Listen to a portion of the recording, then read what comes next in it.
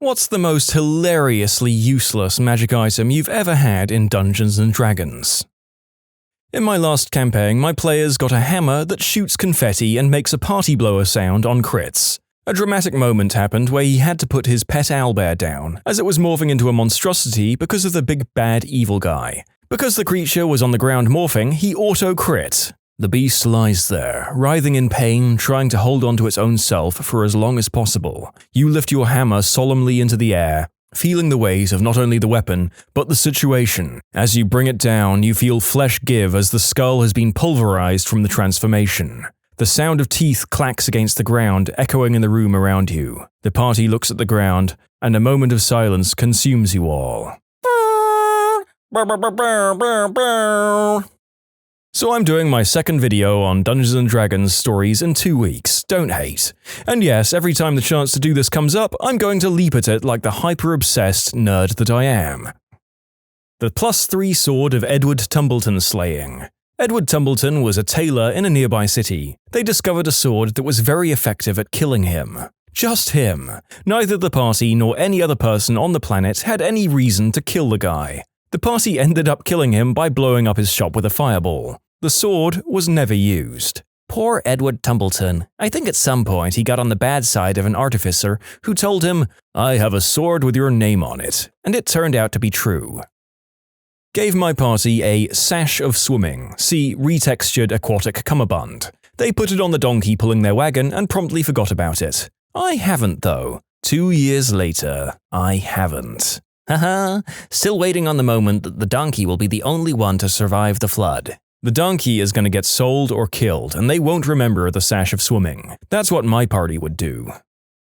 The mug of pea warm chongo. Turn any liquid that enters its internal volume into, you guessed it, warm chongo, the temperature of fresh pee-pee. They threw it into the sea, and yes, while it would eventually produce an infinite amount of PWC, it didn't produce it faster than the various flora and fauna of the sea could consume it as current carried it away. The toils of all that be. Help not the primal fault. Rivers flow into the sea, yet still the sea is salt. I used to love making magical items that were off the wall. I felt like the game's items didn't reflect the silly stuff someone would make if they had the time and manic attention to detail. There's a devil called Chiton. It's chain-wrapped, chain-swinging, freaky, pain-loving Hellraiser type. My party fought one in a dungeon. He's wearing a unique amulet that makes chain. You place a piece of chain on the surface and the amulet starts slowly, magically generating a chain of the same dimensions. It only makes 10 feet a day, but over time you could make a few gold selling mundane chain. I just thought it was thematic and interesting. The party left the dungeon, went to town, found a smith, and poured their entire life savings into making 2 links of solid gold chain that would make Flava Flav weep. And I wept. What a fool I was. Reminds me of when my DM, tired of us breaking down doors, introduced adamantine doors on a massive castle, but he let us lift them off the hinges. We got so rich we decided to abandon the campaign. I gave one of my players a delicious magical sandwich that regenerated itself each day as long as you didn't eat the crust. It didn't offer any benefit when you ate it, it was just an infinite sandwich. That sandwich became a character in and of itself. The amount of time that was spent talking about the sandwich, its contents, the flavor, etc.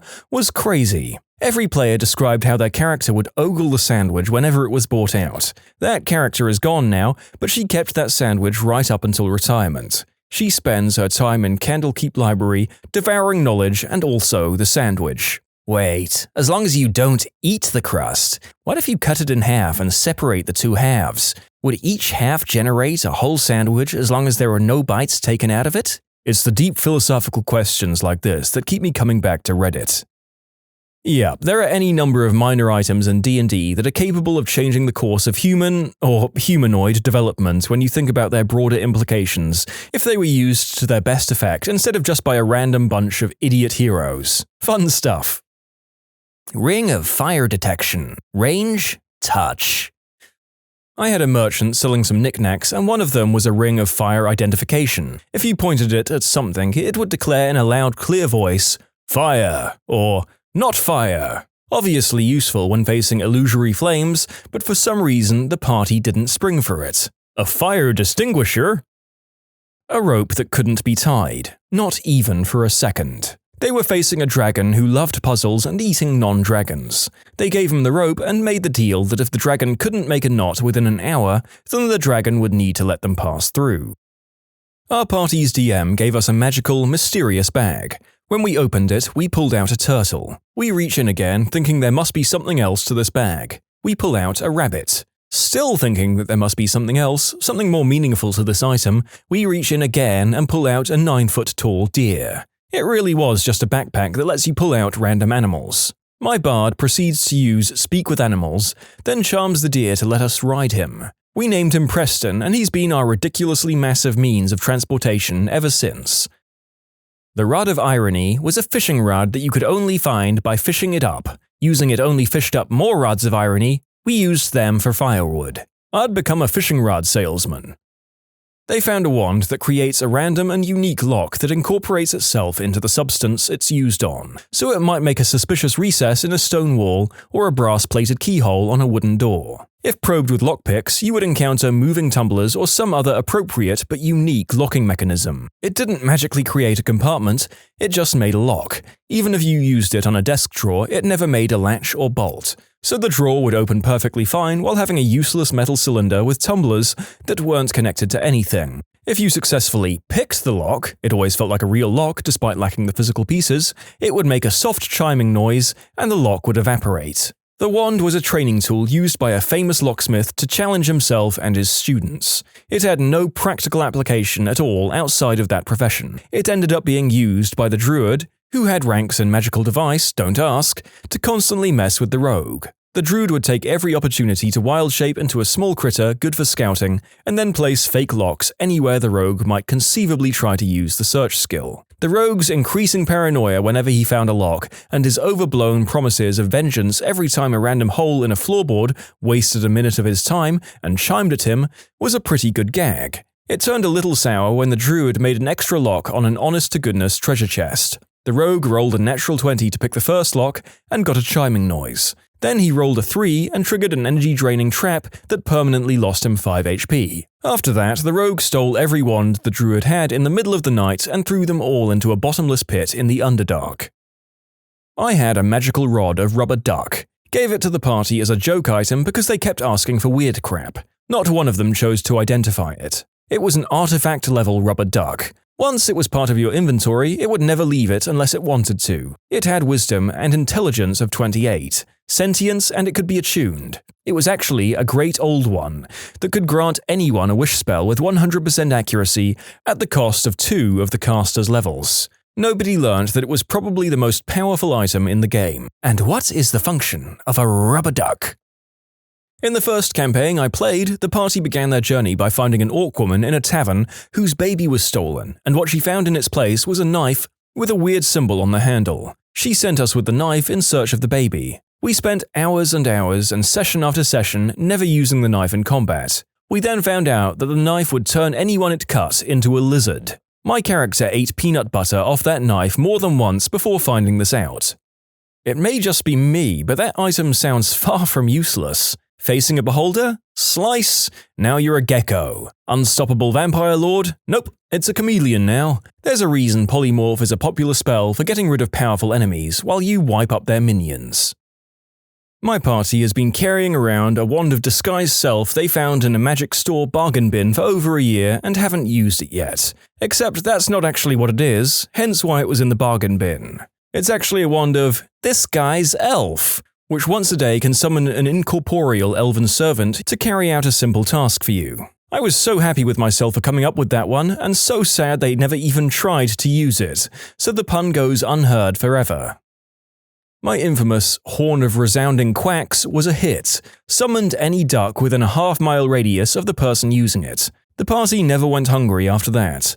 For clarification, it was indeed to call any and all ducks within the half-mile radius, but it wasn't a matter of instant teleportation. The ducks have to travel, but do so willingly, answering the call of the horn. Poor ducks. If you're an evil DM, you can get them used to it, so they never bring food anymore, and then they put them in a duckless place. Have fun starving, boys. Depends on how you read it. Summon as in any duck within a half-mile is summoned to you, there need to be ducks, or summon. Within a half-mile radius around you, a duck is randomly summoned. If there were no ducks before, there is one now. It might be out of your sight, quacking, or standing behind some rocks a quarter-mile away, but it's there nonetheless. Congratulations! The ethereal plane, the seventh layer of hell, and the deadly ruins of the great archwizard Asgordon are now infested with ducks, because your gosh damn bard kept blowing the horn every 3 seconds. I could see this. Some evil demigod lording over his demon minions, sneering as fire and smoke swirl around him, and then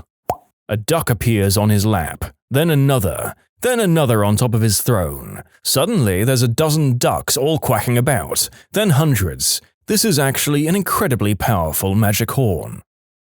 You can submit your own stories to be featured here on the channel. The story submission link is in the description below, and if you want to listen to some vibey music in the background, check out easymode, also linked below, and subscribe.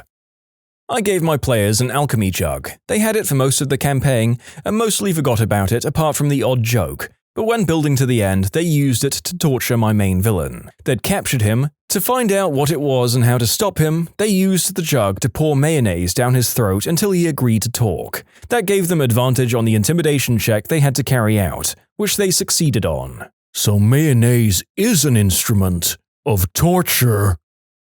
In my 3rd edition early days, my friend's older brother was DMing a game for my friends, my sister, and me. One of the items we got rolled on the random table was a gust of wind fan. It's exactly what it sounds like. Wave it, creates a powerful enough gust of wind to propel a boat and possibly rips itself to tatters. Threw it in the pack and forgot about it. A few sessions later, we're defending a town from waves of invaders. The final boss is a Cyclops or an Etin or something. Big bruiser, we see it approaching, with enough time to prepare for its arrival. My sister asks us to use all of our healing potions and then give her the glass vials, which we do. Then she turns to the DM and calmly explains how she takes the vials with her up a guard tower. She smashes and grinds them up, waits for an opportune time, then uses the fan to blow a gust of powdered glass particles into the Etin's eyes. The look on this man's face, a cross between, "Holy crap, that's awesome. I'm so happy a story like this is in my campaign world now," and "Frick, this boss was supposed to be difficult."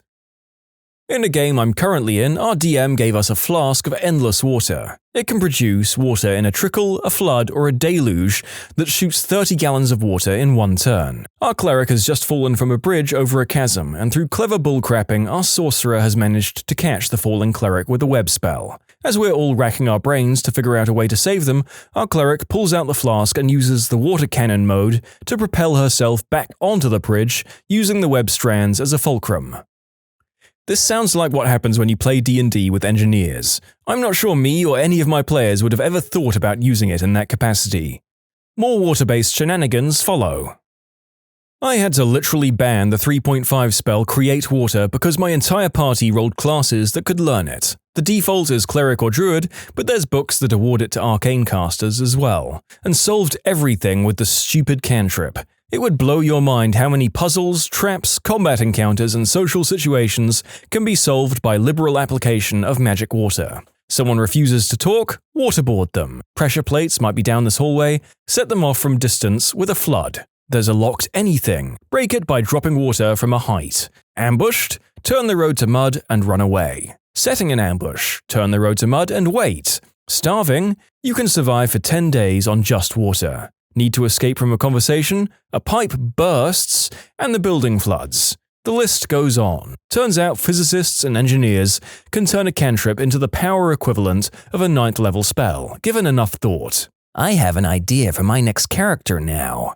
Your party and DM do have to be on board for this to work. We would literally spend half of a 6-hour session doing math and digging through the books in order to make this kind of thing happen. We found it fun. Most tables likely would not find it fun. We ended up with Excel sheets for things like newtons of force in terms of D, X, and air expenditure by race in terms of volume per hour, accounting for increased and decreased size categories. They did all of this to justify plans like shrinking themselves down, jumping in an extra-dimensional hole with fixed dimensions, and mailing themselves into a building. Yes, there was an easier way. No, it wasn't as much fun. The ban was fairly well agreed on eventually. The cantrip shenanigans were amusing for a few weeks, but they ultimately got tired of already having the solution to every encounter, and we agreed to limit its use out of combat, non-encounter scenarios. You want to create a slip and slide to navigate a wizard's tower? No. Once my party got a huge, beautiful magic sword which was improperly identified as a sword of ogre slaying. Instead, it was a cursed sword of ogre saying. Whoever wielded it would only be able to yell "Ogre!" at things. Several adventures later, they were attempting to catch a thief who was evading them. They came up with the brilliant idea of setting the sword as bait and just going about their business. Sure enough, sometime later they heard "Ogre! Ogre! Ogre!" ring out through the town, and they caught him without consequence. Reminds me of the Ring of Hunan influence from volume 3 or 4 of the Encyclopedia Magica from 2nd edition AD&D. Whenever attempted to be used, it caused a painful burning sensation in the user's mouth that could only be removed by consuming 1d4 plates of rice. The Ring of Hunan influence. This jade ring is decorated with oriental characters including Fu Manchu and Charlie Chan. It affects all food eaten by the wearer. There is no noticeable change in taste, but one round after being eaten, the food begins to burn for 1d4 HP damage per round. Water only makes the burning worse. Plus 1 HP to the damage for one round. Only eating 1d6 plates of rice will ease the pain. However, no matter how much food is consumed, the wearer still feels hungry an hour later. For anyone who doesn't know, Hunan is a Chinese province known for their hot and spicy food, which I assume this is a reference to.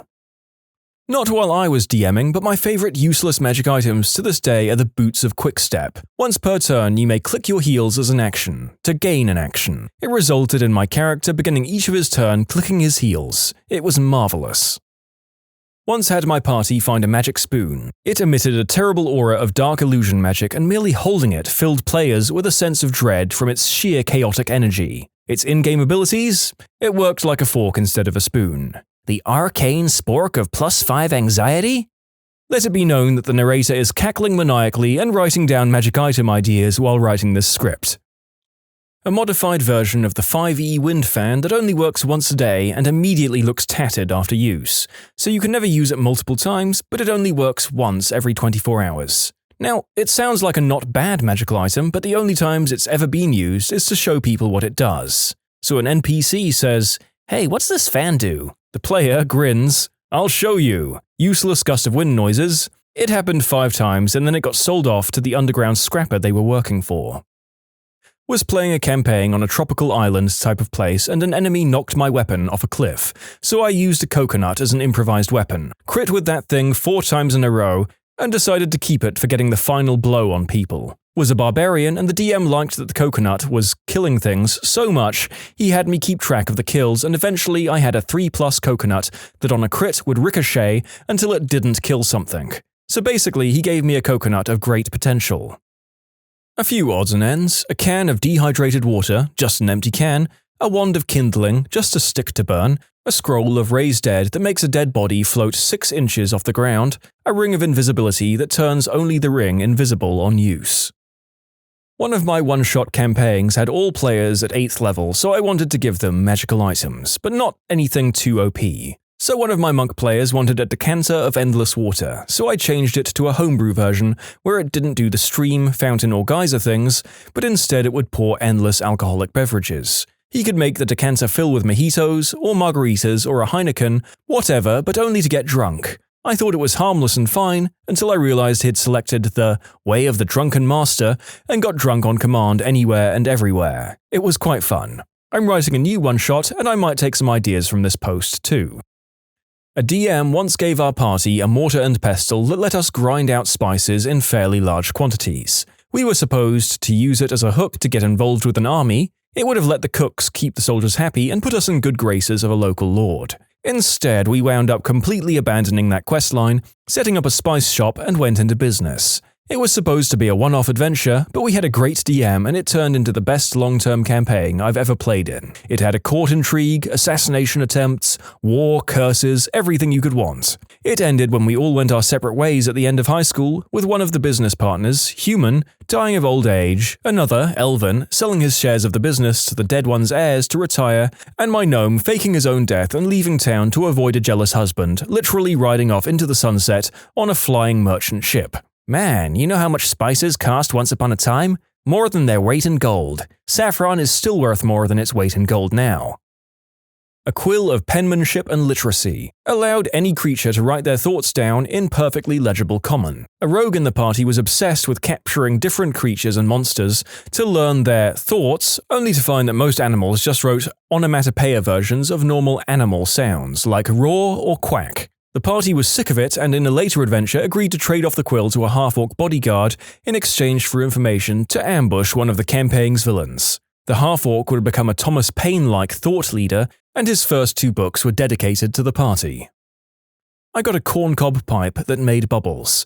Seriously, that's just it. Just bubbles. They didn't put people to sleep, they didn't explode under flames, nothing. Maybe it would make someone's eyes burn if they rubbed it in. We were assaulting a town and I was part of the crew taking the gatehouse. We barred the windows and doors and I put the pipe under the edge of the door and blew it like I was inflating my own life raft in the ocean. Soon, bubbles were pouring out at the seams, and the guards inside were panicking hardcore. One of them tripped on something and hurt himself on his own weapon. Once we opened the door, they came stumbling out and we cut them down while they were disoriented and distracted. Shortly thereafter, I traded the stupid pipe for various types of arrows at a Fletcher. I had that damn pipe for a long time and only used it once. We were playing through a pre-made campaign. At one point, the players retrieved a magical artifact, which turned out to be an orb of controlled dragons. It does exactly what you'd expect. In theory, it could have been very useful, except no dragons were showing up in the campaign, so it was basically useless. It did, however, lead to a running gag where our most paranoid player kept attempting to control dragon random NPCs to see if they were secretly dragons in disguise. Belt of teleportation that only transported the belt and the pants of the wearer to an unoccupied location within 60 feet of the user. I put it in as a gag, but the players started using it to startle opponents by teleporting pants just above them. The shenanigans increased when they discovered the belt also teleported whatever was in the pants' pockets. My groups have a tradition of gifting players useless magic items with a birthday theme on their in-real-life birthday. 2 of the favorites that I bestowed so far include a pair of boots that dropped streamers everywhere he walked and a ring that turned the wearer's poop into chocolate cake, which could be eaten to regain 1 hit point. Why did you name this ring of healing poop cake? The Chocolate Fudge Maker. My DM gave my character a glove that when the word bravo is said, emits the sound of applause. My friend's character used it intentionally to blow our cover infiltrating an enemy stronghold because he wanted to fight something.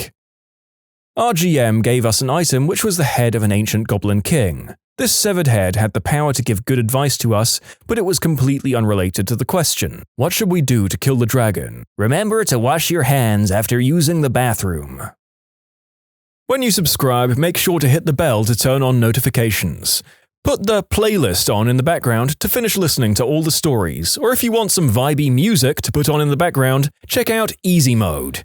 If you like Am I the Genius, give Am I the Jerk a shot. Everything linked in the description.